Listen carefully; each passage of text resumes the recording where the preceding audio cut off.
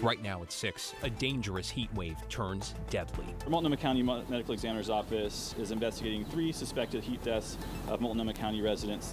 And Portland's new camping ban now on pause. It gets really hot in a tent. They barely have any ventilation. What homeless advocates say they need the most from the city. Plus, how people with some of the hottest jobs in town are doing their best to stay safe. It's our job to serve the customers, and they'll be happy. Then, filling a gap in the local music scene. Having a venue of that size is going to bring bigger names to Portland. The plans to turn an empty store at Lloyd Center into a music destination.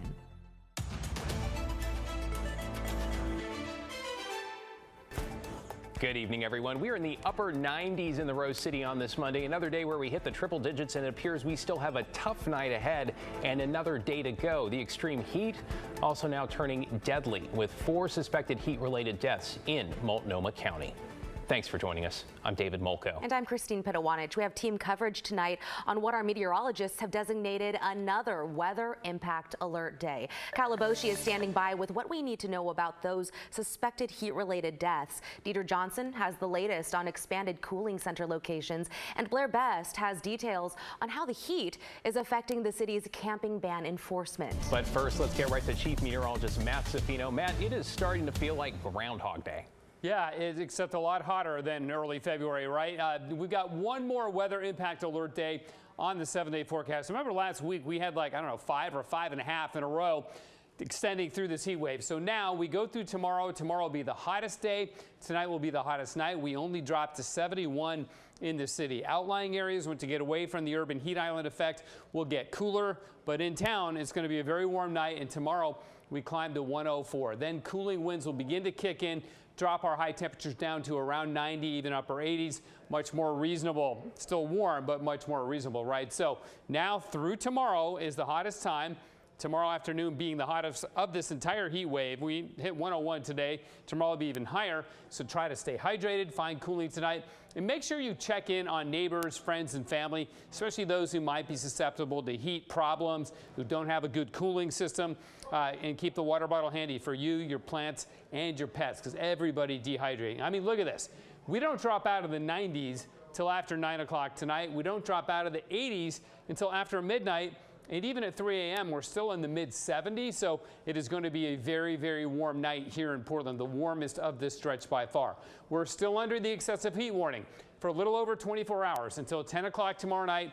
Then we'll begin to get cooling winds coming in from the coast, but almost all of Oregon is under an excessive heat warning. We have air quality alerts, which we'll talk about at the story at 6:30, and then fire weather warnings as well because of the hot, dry conditions and some wind, and this extends all the way up and down the East Coast. So lots of streaks are falling, lots of temperature records are falling. More on those a little bit later, guys. At least a cool down, not too far out there. Thank you, Matt. Let's bring in Kyle Aboshi in the newsroom now. So, Kyle, health officials say 4 people have died since Friday, and they think it's due to the heat. What more can you tell us about those deaths? The 4 deaths occurred since Friday when the state of emergency was declared because of the record-setting high temperatures. Here's what we know about the victims. The first man was found on Friday, July 5th in outer northeast Portland. He was 84 years old. The second death involved a 64-year-old man found on Sunday, July 7th. That same day, the medical examiner reported another man was also found dead in outer southeast Portland. He was 75 years old. Additionally, on Saturday, medics transported a 33-year-old man from Clackamas County. He died of suspected heat-related illness at a Portland hospital. Here's Multnomah County's health officer, Dr. Richard Bruno. If you have an elderly neighbor, if you have somebody that is your friend or your family member who is staying alone, who doesn't have access to fans or air conditioners, please give them a call. Please check in on your neighbors. Let's pull together here and try and save folks. And history provides an important lesson here. You may recall in 2021, a heat dome killed 69 people in Multnomah County. We'd later find out many of them were older and lived alone.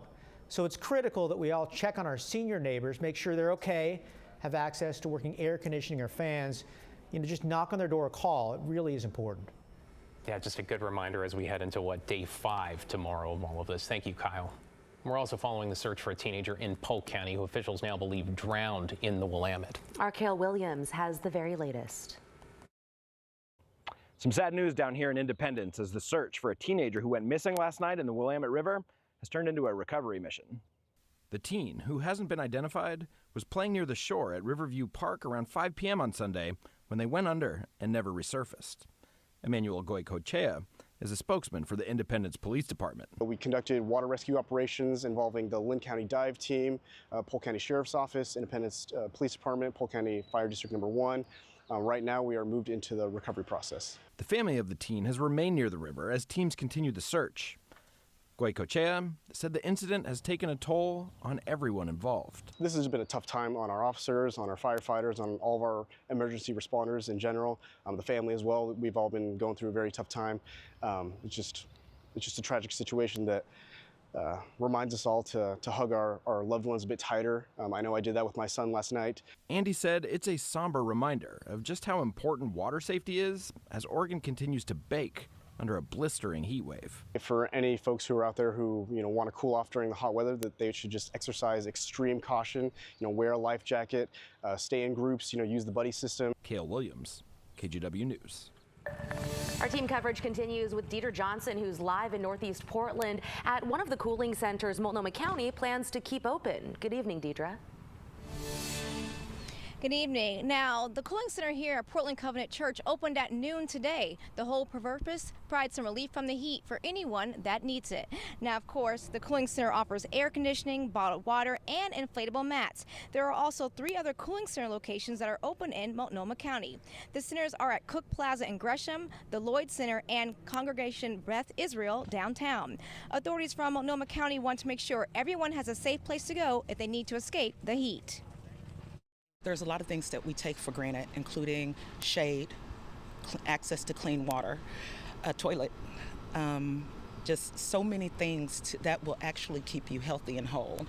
And so one of the things that this cooling center does is that they provide a point contact for anyone who needs to come in, get cool, and also touch resources. The centers are also accepting pets, so if you have a pet that needs to stay cool, you can also bring them here. Now, the Lloyd Center will be open until 7 p.m. and the other centers will be open until 10 p.m. and they will open at noon tomorrow. And of course, if you need a ride, TriMet is offering free rides all day. Back to you. Yeah, as Matt mentioned, it's still going to be hot when they close at 7 or 10 tonight. Thank you, Deidre. Well, for more on ways to stay cool in this extreme heat, however long it lasts, just text the word heat to 503-226-5088. We'll text you back with a link to our growing list that includes cooling centers, fountains, and splash pads. During this heat wave, the city of Portland putting a pause on homeless camp removals and the camping ban enforcement that started this month. Yeah, Blair Best joins us live in downtown Portland with those details. Blair? Now, this is something that the city has done in the past during severe weather events, and instead of removing those camps, crews have handed out water and encouraged people to go inside. It's unclear if that piece is happening this week, but today we saw many tents abandoned on the sidewalks, seen as people are turning to day centers to escape the sun. Rosehaven and Portland Rescue Mission among those now acting as cooling centers. Now, since the middle of last week, the city of Portland has paused camp removals and enforcement of its camping ban that threatens jail time and fines, all due to the severe weather emergency. And so regardless of what happens at City Hall and when these kind of proclamations are made, it doesn't really affect people on the streets that much. The word is on the street that you're going to be swept, you got to stay on the move, that you're not welcome. And so once people know that, that is the culture. And so people are not only hot and uncomfortable, they're scared. This is the worst and hardest thing I've ever done in my whole entire life. Now, the mayor's office would not talk with us on camera today, but says this is all part of their camp removal policy, and those removals will resume once this heat wave passes. David, Christine. Blair Best reporting downtown this evening. Thank you, Blair. In your headlines, it was a violent holiday weekend in the Rose City with 4 separate shootings, leaving 3 men dead and 2 teenagers injured. The first was Friday night just before midnight in Old Town.